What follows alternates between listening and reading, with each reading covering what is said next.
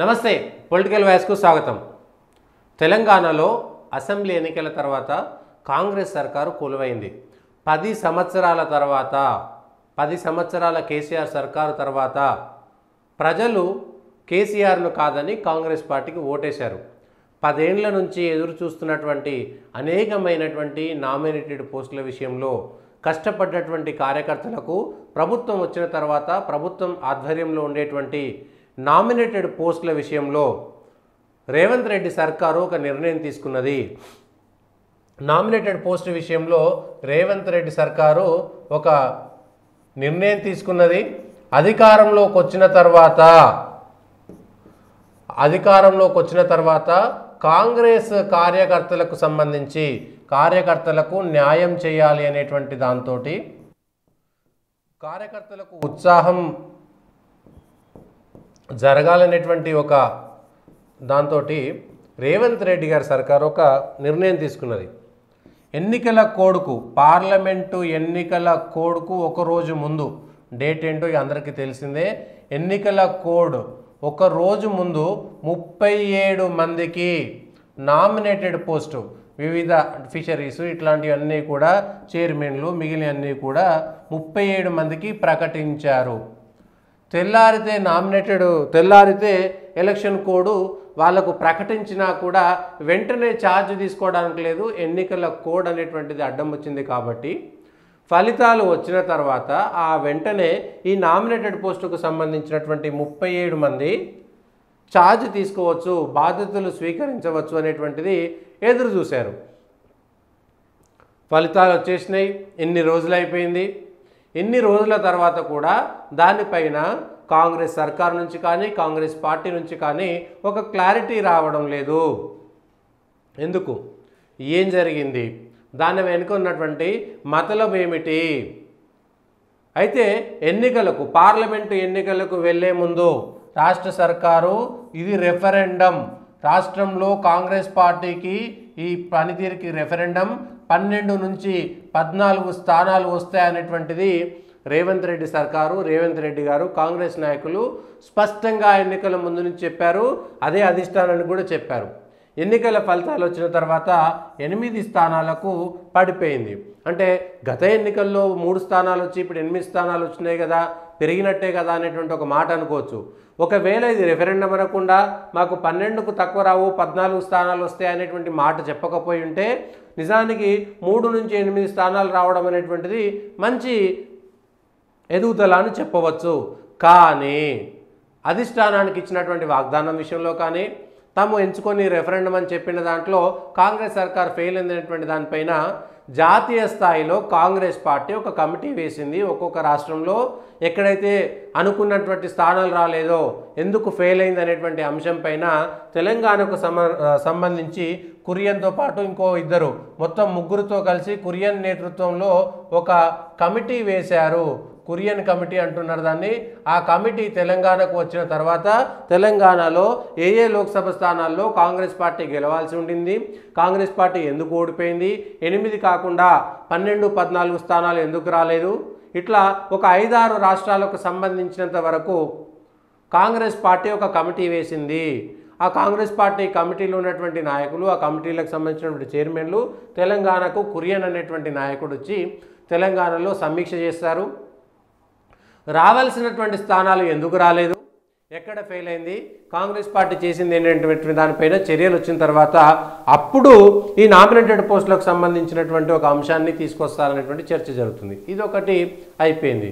అయితే కాంగ్రెస్ పార్టీలోనే అంతర్గతంగా ఈ 37 మంది చైర్మన్లు అయితే ఉన్నారో ఆ చైర్మన్ల వాళ్ళ సొంత నియోజకవర్గాల్లో సరైనటువంటి ఓట్లు కాంగ్రెస్ పార్టీకి రాలేదు కాబట్టి ఈ నామినేటెడ్కి సంబంధించినటువంటి ఈ 37 మంది చైర్మన్లను ఇప్పుడు మారుస్తారు, అవి ఉండవు అనేటువంటి దానిపైన కాంగ్రెస్ పార్టీలో ఒక చర్చ జరుగుతుంది. 37 మందిని మార్చేస్తారు.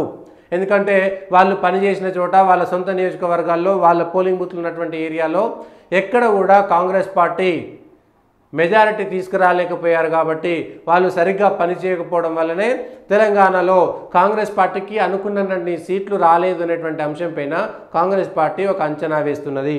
అదే నిజమైతే ఒకవేళ అదే నిజం అనుకుంటే, ఆ మాటే నిజం అనుకుంటే, ముఖ్యమంత్రి రేవంత్ రెడ్డి సొంత నియోజకవర్గం కొడంగల్లో పోయినసారి అసెంబ్లీ కంటే తక్కువ ఓట్లు వచ్చినాయి.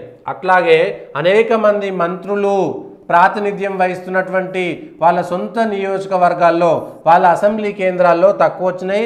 అట్లనే కాంగ్రెస్ పార్టీ ఎమ్మెల్యేలు ప్రాతినిధ్యం వహిస్తున్న చోట అనేక చోట్ల గత అసెంబ్లీ కంటే ఓట్లు తక్కువ వచ్చినాయి. గత అసెంబ్లీతో పోలిస్తే తక్కువ వచ్చినాయి. ముఖ్యమంత్రితో పాటు, మంత్రులతో పాటు ఎమ్మెల్యేలుగా ఉన్నటువంటి చోట మొన్న అసెంబ్లీ ఎన్నికల్లో కాంగ్రెస్ పార్టీకి వచ్చినటువంటి ఓవరాల్గా రాష్ట్ర వ్యాప్తంగా 64 స్థానాల్లో కాంగ్రెస్ పార్టీ లీడింగ్లో ఉన్నప్పటికీ, 1వ నెంబర్లో ఉన్నప్పటికీ, 64 స్థానాల్లో కాంగ్రెస్ పార్టీకి మెజారిటీ వచ్చినప్పటికీ, తెలంగాణలో గతంలో కాంగ్రెస్ పార్టీకి వచ్చినటువంటి స్థానాలు కాకుండా వేరే స్థానాల్లో వచ్చినాయి. ఇప్పుడు నెంబర్ 1 స్థానంలో ఉన్నప్పటికీ గత ఎన్నికల్లో వచ్చిన దానికంటే కొన్ని తక్కువ వచ్చినాయి. ఎందుకు? అక్కడ ఎమ్మెల్యేలు ప్రాతినిధ్యం వహిస్తున్నారు, ఎమ్మెల్సీలు ఉన్నారు, అక్కడ మంత్రులు ఉన్నారు, ముఖ్యమంత్రి ప్రాతినిధ్యం వహిస్తున్నటువంటి స్థానం కూడా ఉన్నది. మరి వాళ్లకు లేనటువంటిది ఈ పిచ్చుక మీద బ్రహ్మాస్త్రం లాగా పాపం పార్టీ కోసం కొట్లాడి చేసినటువంటి ఈ 37 మంది నామినేటెడ్ పోస్టులు ఎవరైతే ఉన్నాయో వాళ్ళపైన బ్రహ్మాస్త్రం వేసి వాళ్ళు పని చేయలేదు కాబట్టే తెలంగాణలో సీట్లు తక్కువగా వచ్చినాయి, అనుకోనని రాలేదనేటువంటిది నెపం వీళ్ళ మీదకి ఎందుకు నెడుతున్నారనేటువంటిది ఇప్పుడు గాంధీ భవన్లో చర్చ జరుగుతుంది. నామినేటెడ్ పోస్ట్ వచ్చిందని గొప్పగా చెప్పుకొని ఊర్లలో తిరిగి తమ కుటుంబాలు ఇవన్నీ చెప్పుకున్నటువంటి వాళ్ళు ఇప్పటిదాకా ఎందుకు బాధ్యతలు ఇవ్వడం లేదనేటువంటి అంశంపైన కాంగ్రెస్ పార్టీలో ఆయా నియోజకవర్గాల్లో ఈ 37 మందికి సంబంధించినటువంటి ఏరియాల్లో వాళ్ళ కుటుంబాల్లో చాలా పెద్ద ఎత్తున చర్చ జరుగుతుంది. గాంధీ భవన్లో కూడా ఎమ్మెల్యేలు, మంత్రులు, ముఖ్యమంత్రి ప్రాతినిధ్యం వహిస్తున్నటువంటి స్థానాల్లో సీట్లు తక్కువ వస్తే ఇప్పుడు ఎమ్మెల్యేలను రాజీనామా చేపిస్తారా? ఎమ్మెల్సీలను రాజీనామా చేపిస్తారా? మంత్రులను రాజీనామా చేపిస్తారా?